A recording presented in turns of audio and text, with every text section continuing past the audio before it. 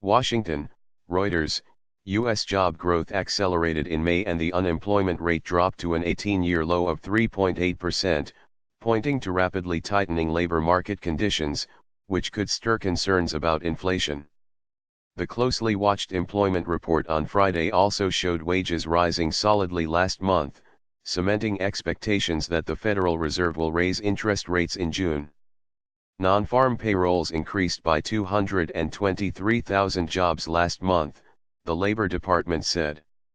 Data for March and April was revised to show the economy creating 15,000 more jobs than previously reported.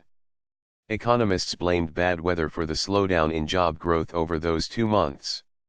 Average hourly earnings rose 8 cents, or 0.3% last month after edging up 0.1% in April.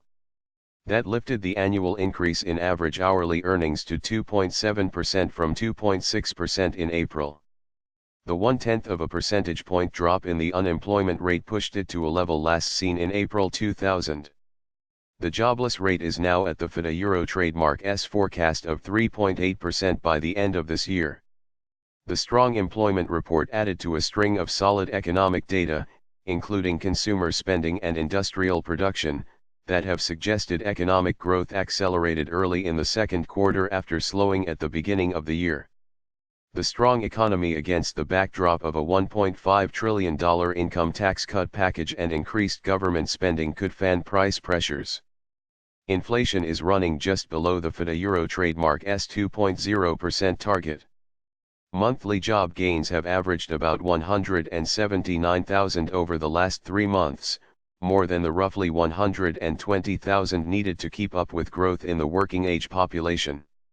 Economists polled by Reuters had forecast non-farm payrolls increased by 188,000 jobs last month and the unemployment rate unchanged at 3.9%.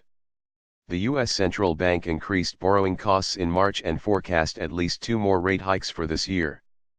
But much depends on financial market conditions, which have tightened in recent days following a political crisis in Italy and renewed fears of a trade war after the Trump administration imposed tariffs on steel and aluminum imports from Canada, Mexico, and the European Union. Slack remains. Though the labor market is viewed as being close to or at full employment, there is still some slack remaining.